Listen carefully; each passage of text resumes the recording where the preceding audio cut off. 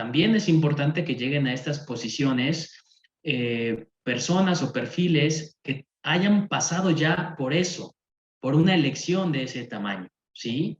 No solamente por parte de esa elección o un segmento de esa elección, que es lo que pasa en los distritos, ¿sí? Y allí entonces sí me parece que salto del beneficio de la duda al planteamiento de una preocupación, ¿no? Ahora ya nos puedes encontrar en Telegram. Solo tienes que descargar la aplicación de mensajería Telegram en la tienda digital de tu dispositivo móvil. Busca la Jornada de Oriente y selecciona Unirse al canal. O también puedes escanear con la cámara de tu celular el siguiente código QR, que te llevará directamente a nuestro canal para suscribirte. Mantente informado a lo largo del día con las noticias más relevantes de Puebla y no olvides también seguirnos en todas nuestras redes para más contenido.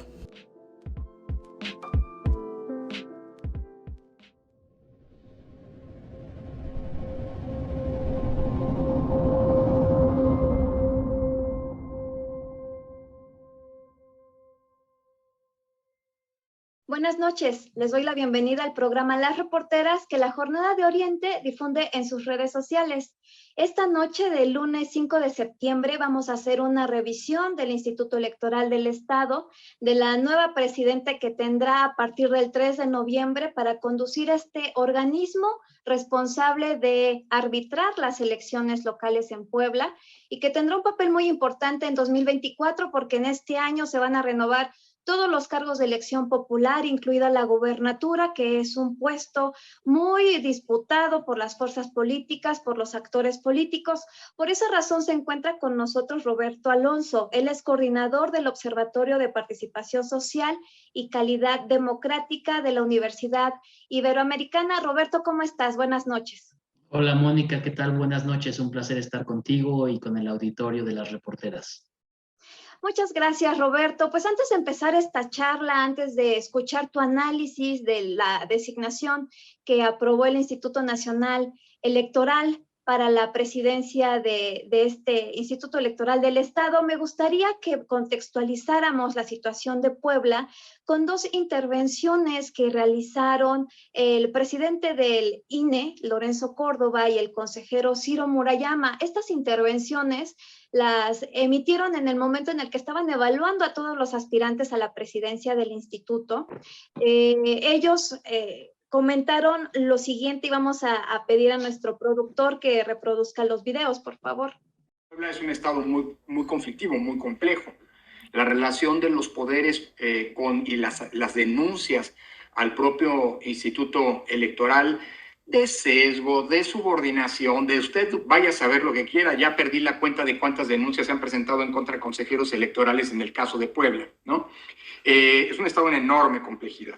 Un estado en donde los actores políticos juegan pesado, incluidas las denuncias penales, ¿no?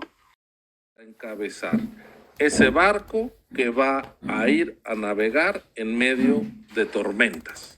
Acabamos de escuchar al presidente del INE, Lorenzo Córdoba, y al consejero Ciro Murayama manifestando una preocupación por el Instituto Electoral del Estado de Puebla, por la persona que encabezará este instituto durante la elección de 2024. Ellos reconocen que Puebla es un estado muy complejo, no solo por lo que pasó en 2018, que fue una elección en la que estuvo a punto de anularse la designación de gobernador del estado, sino también por la confrontación que hay entre los partidos, la confrontación actual que ya se presenta por la gubernatura, y es por eso que Ciro Murayama señala que la persona que encabece al Instituto Electoral del Estado va a tener que navegar en aguas muy turbias, muy turbulentas, va a ser una elección muy difícil. Y es con todo este contexto, Roberto, que a mí me gustaría saber si a tu parecer la persona designada como presidenta del Instituto Electoral del Estado por 7 años, que es Blanca Yazahara Cruz García, tiene el perfil para sortear todas las dificultades que ya está anticipando el INE para los comicios locales del 2024. Claro, entiendo la preocupación y creo que hay diferentes vías, podríamos colocar diferentes ángulos para hacer este análisis. Un ángulo que me parece que nos conduce a dar el beneficio de la duda tiene que ver con tener presente aquel principio de la locura que tanto se le atribuye a Einstein, ¿no? Él decía que si queremos esperar resultados distintos haciendo las cosas como las hemos hecho una y otra vez, pues estamos condenados a la locura, palabras más, palabras menos. Y aquí las cosas se han hecho distinto, lo que podría trasladarnos a un desenlace distinto. No sabemos si para bien o para mal, pero en ese sentido me parece que podemos dejar abierto el umbral del beneficio de la duda si atendemos que en esta ocasión la presidencia del órgano electoral local fue pues resultado de un proceso de designación que se separó de la lógica tradicional con la que se repartían estos cargos a nivel subnacional. Puebla no era la excepción en los últimos años y que terminaban en manos de personajes, hombres, mujeres, muy cercanos al poder en turno, ¿no? Por eso hablábamos hasta hace no muchos años del fenómeno de la captura institucional y lo podíamos documentar, lo documentamos de hecho en el caso de los órganos garantes de la transparencia, de las comisiones de derechos humanos, de la entonces el órgano de fiscalización superior, ahora la auditoría, de la anterior Procuraduría, hoy Fiscalía, y no se diga para el caso del Instituto Electoral del Estado de Puebla. Tradicionalmente, hasta hace no muchos años, y en realidad sigue siendo una lógica que predomina en los procesos de designación que pasan por el Poder Legislativo, estas posiciones recaían, ya lo digo, en personajes con trayectoria política cercana, cuando no exfuncionarios de la administración estatal en turno, ¿no? Por eso se decía y se sigue acusando que el Congreso muchas veces termina siendo una oficialía de partes que solamente acusa recibo del nombramiento, de un nombramiento que no se realiza en el recinto parlamentario, que se realiza extraparlamentariamente, pero que pasa por el Congreso para tener la legitimidad política y la legalidad de lo que establece la ley correspondiente.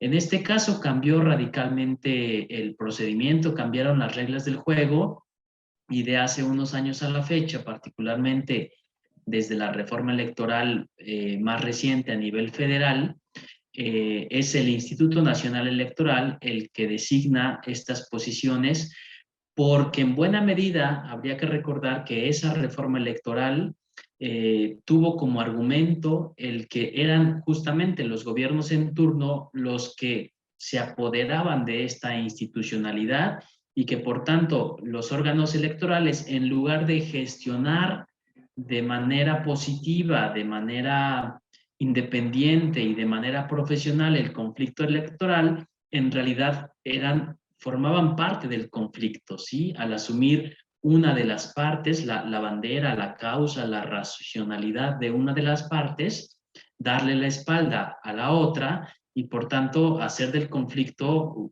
un escenario de mayores diferencias, de mayores desacuerdos, de mayor discordia.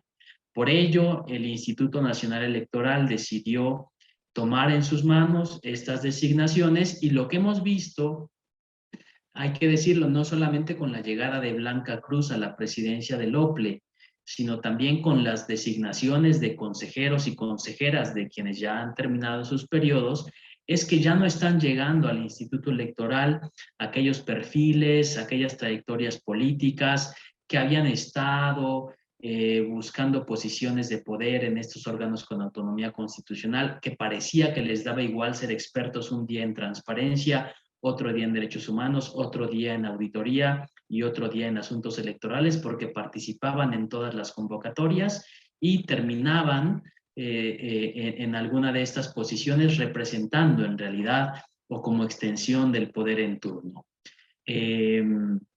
Paréntesis, no hay que perder de vista que recientemente el Congreso, ¿sí? Ahí sí pasó por el Congreso, designó a una comisionada del Instituto de Transparencia que luego mandó a una magistratura y eso tuvo que reordenar el proceso de designación, pero que da cuenta de esto, de que parecieran perfiles que hacían una cosa y otra y en todos lados lo hacían bien, no privilegiando o más bien sin considerar aquellas trayectorias de carácter técnico que han optado por la especialización en este caso electoral y que tienen como desenlace una posición de alta responsabilidad como la que estamos hablando. En ese sentido y resumiendo, estamos delante de un proceso distinto que no pasó por el Congreso, que podríamos decir que no pasó por una racionalidad política, sino que se privilegió una racionalidad técnica, que fue la que atendió el Instituto Nacional Electoral, y que estamos todavía por ver cuál va a ser el desenlace de esa racionalidad distinta. Lo cierto es que no estaríamos delante de una nueva captura del organismo electoral, del OPLE en Puebla, sino delante de un órgano colegiado que tendrá en la presidencia a una persona con trayectoria en el ámbito electoral, una trayectoria que sí ha sido más bien en los distritos, en uno de ellos en particular, que no tiene la complejidad de toda una entidad con la complejidad que tiene Puebla, como Veracruz, Oaxaca, entidades con tantos municipios, con una complejidad que recientemente se acaba también de reorganizar la composición de dichos distritos electorales. Vamos a ver qué resultados da, pero en una primera lectura, desde un ángulo particular, que es el ángulo de atender el origen de cómo llega a ella, me parece que habría que dar el beneficio de la duda, Mónica. Este mismo proceso de selección da mayores garantías de imparcialidad a las personas que son designadas a través del mismo. En principio sí, eso es lo que he tratado de argumentar, fijándome en que se subrayó el carácter técnico, el perfil técnico de esta persona, no los compromisos políticos. Recordarás que nosotros desde sociedad civil, desde la academia también, hemos acusado que en estos procesos de designación que pasan por el Congreso local, por nuestro Parlamento, termina privilegiándose la lógica de las cuotas y de los cuates, ¿no? De las cuotas en aquellos espacios colegiados donde reparten 2 posiciones a un partido, 2 posiciones a otro partido, la Secretaría Ejecutiva al partido con mayor peso electoral en ese momento y no se diga la presidencia. Y cuates en el caso de aquellas autoridades con autonomía constitucional que más bien son unipersonales y que conviene que lleguen ahí personas que en lugar de favorecer ampliamente la transparencia o la defensa de los derechos humanos o cuentas o la supervisión de cuentas públicas con carácter técnico, con rigor y con independencia, pues más bien llegan allí a cuidar las espaldas de los gobernantes en turno, sea que estén empezando su mandato o que estén por finalizarlo y que por tanto requieran de cierto blindaje, cierta protección durante los años subsecuentes. Esa lógica es la que no ocurrió en este momento, en este nombramiento, al menos no visiblemente, y ya han pasado algunas semanas de esa designación. No parece haber dominado esa lógica, sino más bien una racionalidad técnica que, insisto, habrá que ver sus resultados, para bien y para mal. El privilegiar perfiles técnicos hace que quizá no se consideren criterios de orden político que naturalmente deben también ser considerados en una decisión como esta. Ni más ni menos que es la autoridad que va a tener en la mesa los representantes de los partidos políticos que se van a estar disputando la gubernatura, los distritos para la conformación del Congreso, a nivel local, los distritos también en una elección que va a ser simultánea, ¿no? En las elecciones locales con las elecciones federales, y que eso implica una complejidad que requiere de mucha sagacidad, de mucho olfato político, de mucha lectura político. Habrá que ver si también eso lo cubre el perfil. Visiblemente no aparece, pero no quiere decir que no lo tenga. Tendrá que evaluarse una vez que esto ocurra.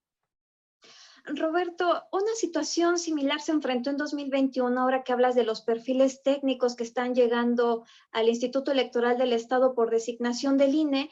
Fueron problemas que enfrentó el organismo a la hora del registro de candidatos, hubo demoras en este proceso. También hubo errores en la impresión de la papelería electoral, actas que no llegaron a la hora que se esperaba en estas elecciones del año pasado. Y mucho de lo que se dijo fue que todos estos problemas fueron resultado de que las personas que han arribado al instituto pues no tienen esta capacidad para hacer frente a una elección tan compleja como puede ser la de Puebla. Muchos de ellos fueron funcionarios del INE, igual en cargos distritales, y que esta fue la consecuencia, que si bien ya no hubo acusaciones de parcialidad, de que el instituto tomó partido, sí hubo acusaciones de deficiencias, de estas deficiencias administrativas. Con este antecedente, ¿qué es lo que podría hacer el Instituto Electoral del Estado para evitarlo, para evitar que se presenten estos errores técnicos y de capacidad administrativa en 2024? Claro, cambian las acusaciones, pero eso ya me parece que da cuenta de una pequeña solución para el caso de la conflictividad política. Ahora hay que atender el asunto administrativo, el asunto de la planeación, de la jornada electoral, del proceso mismo. No solamente es el día de la jornada, sino todo lo que le antecede a esa fecha. Yo creería dos cosas. Primeramente que cuando hablamos de trayectorias electorales, pueden ser trayectorias de pocos años y de muchos años, y seguimos hablando de trayectorias. Lo menciono porque también es importante que lleguen a estas posiciones personas o perfiles que hayan pasado ya por eso, por una elección de ese tamaño, ¿sí?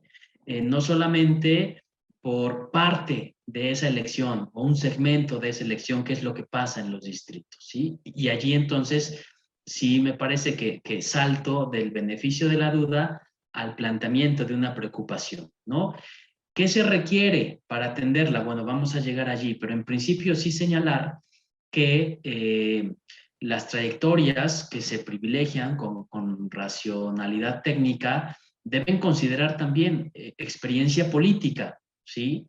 No conozco de cerca a la nueva presidenta, pero bueno, su edad podría ser indicador de que quizá no ha tenido demasiadas elecciones a sus espaldas, ¿no? O con una responsabilidad tan alta como la va a tener ahora. Ello no le limita en sentido alguno. Y yo quiero llegar más bien a la idea de que el INE, en tanto institucionalidad responsable de la llegada de Blanca Cruz a la presidencia del OPLE en Puebla, tendría que asumir el acompañamiento necesario para evitar estos escenarios, ¿no? Sobre todo escenarios de orden administrativo, de capacidad, de organización, de planeación, de tener todos los recursos a la mano, al alcance en el momento necesario, no solo de eficacia, sino también de eficiencia, ¿sí?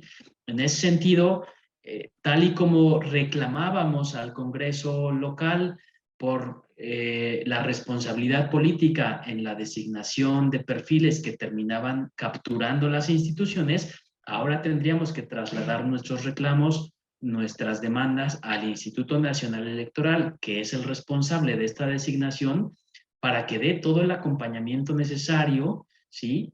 De manera que esto no ocurra. Y por otra parte, también habría que poner la mirada, poner la atención en el cuerpo burocrático del propio OPLE. El OPLE, los institutos electorales locales, no solamente son sus consejeros y mucho menos su presidencia. Ellos son los que figuran, ellos son los que toman las decisiones, ellos son los que conducen una institución. Pero finalmente, el que las boletas estén a tiempo, el que las boletas se impriman de manera correcta, el que esté el día de la elección, estén las urnas listas, las casillas instaladas con el personal requerido y demás, es un compromiso que involucra hasta la ciudadanía, no me voy a fijar allí en este momento, pero que confía y que descansa la realización y toda la planeación de un proceso electoral en todo este cuerpo burocrático de funcionarios y funcionarias que también forman parte de la organización y que también tienen como responsabilidad que los elementos, los insumos, que todos los requerimientos estén a tiempo para que esto sea posible. Sin duda que las decisiones hay que colocarlas en el plano de la mesa donde se toman, ¿sí? En el órgano colegiado, pero sin no solo minusvalorar, sino también sin perder de vista que en buena medida el hecho de que se haya privilegiado la racionalidad política a la hora de decidir las posiciones de poder de los órganos electorales, eso también ha tenido consecuencias, que se han privilegiado criterios políticos a la hora de designar a los subalternos, ¿sí? A los subordinados. Entonces, mientras no esté claramente en operación un modelo de servicio profesional de carrera que blinde también esas posiciones y que privilegie la independencia y no la racionalidad política, pues entonces no acabaremos de conformar una sana institucionalidad electoral. Me parece entonces que estamos todavía en ese proceso de ajustes, se está atendiendo lo que ocurre a nivel dirección, a nivel órgano colegiado, pero todavía hay que dar algunos años para que esa misma racionalidad sea la que impere en el conjunto de la vida institucional del OPLE. Roberto, justo en este análisis que realizas, me viene a la mente ya la reforma electoral que se impulsa a nivel nacional a través del presidente del país, Andrés Manuel López Obrador, en el que su planteamiento parte de desaparecer a los OPLES, a estos organismos públicos locales electorales que el INE tiene en los estados del país, en los 32 estados, incluido el Instituto Electoral del Estado de Puebla. ¿Qué te parece esta propuesta? ¿Es la solución a lo que ellos han identificado, falta de credibilidad que todavía persiste en estos órganos estatales? Mira, voy a tomar, porque por allí comencé, la misma idea, ¿verdad? Si queremos resultados distintos, hay que hacer las cosas de modo distinto, para resumirlo de modo breve. Yo no creo y no estoy seguro que queramos resultados distintos.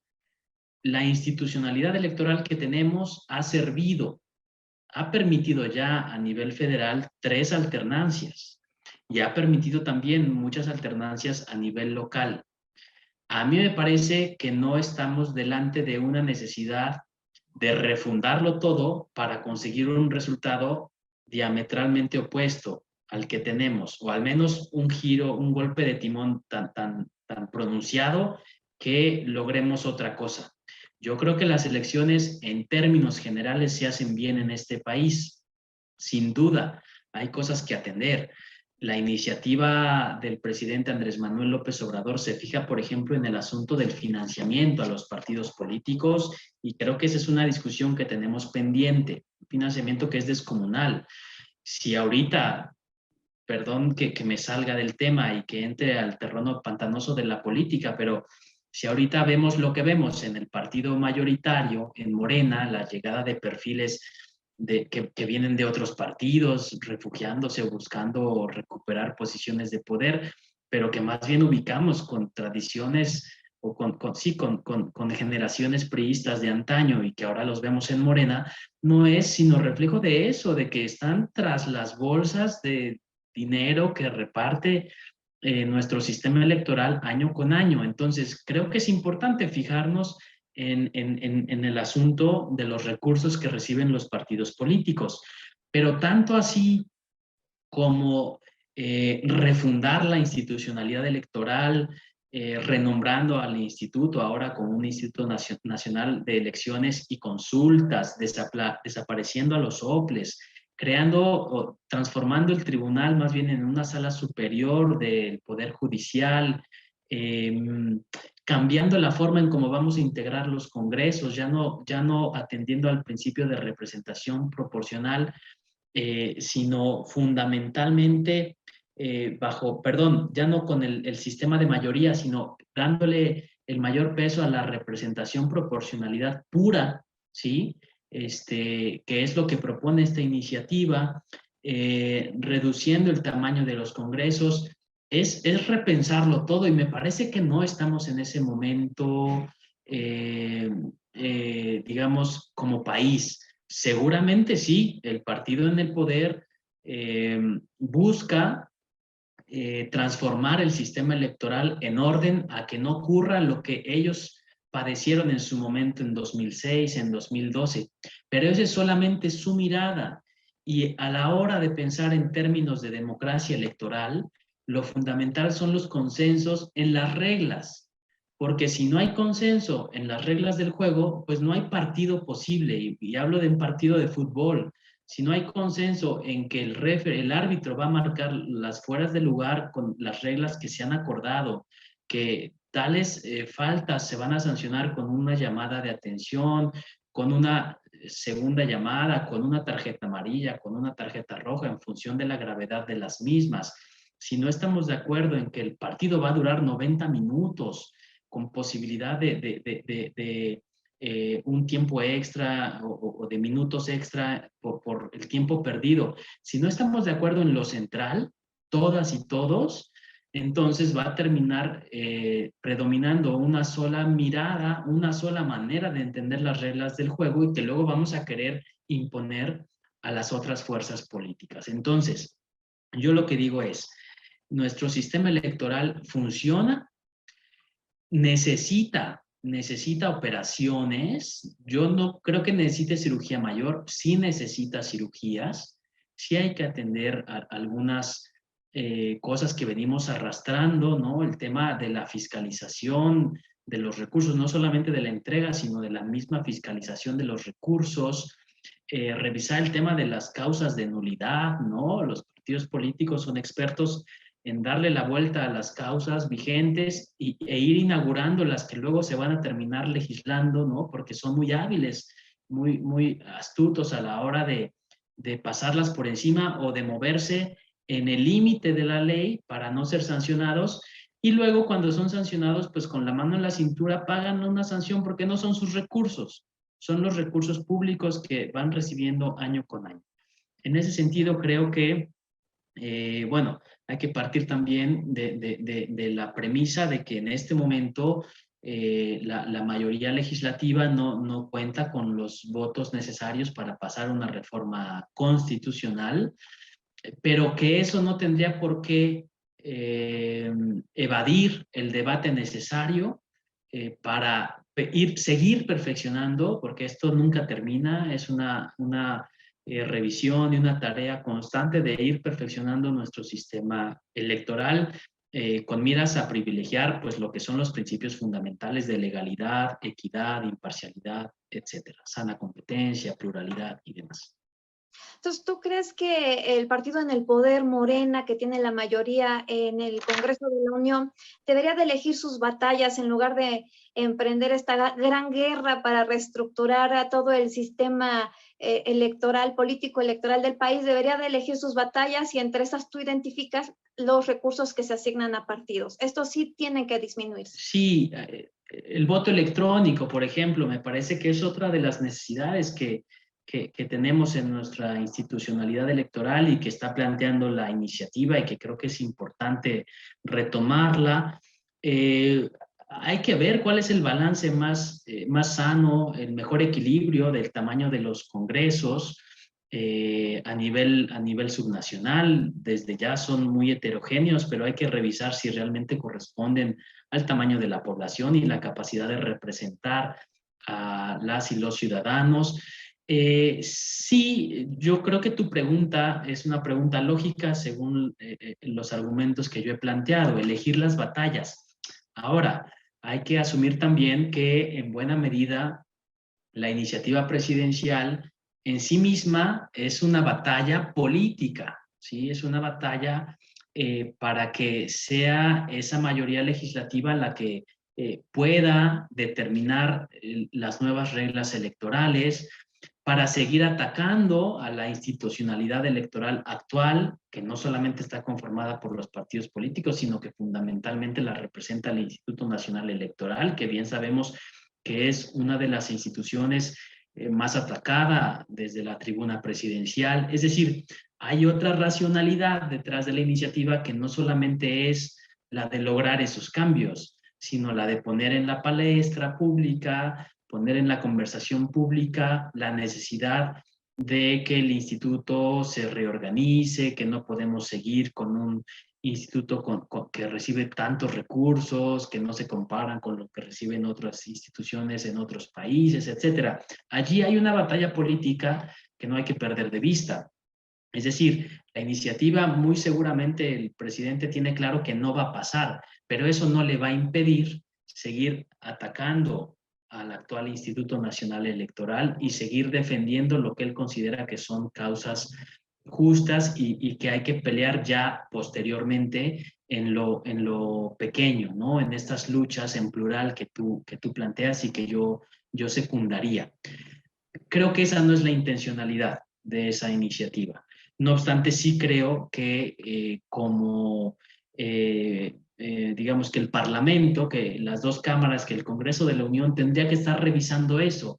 Y por eso no vienen mal estos foros de Parlamento abierto en tanto espacios en los que se pueden debatir con datos, con argumentos, con evidencias, estas realidades de nuestro sistema electoral, siempre y cuando tengan ese procesamiento técnico y no se privilegie un análisis ideologizado, ¿no? de nuestro sistema electoral.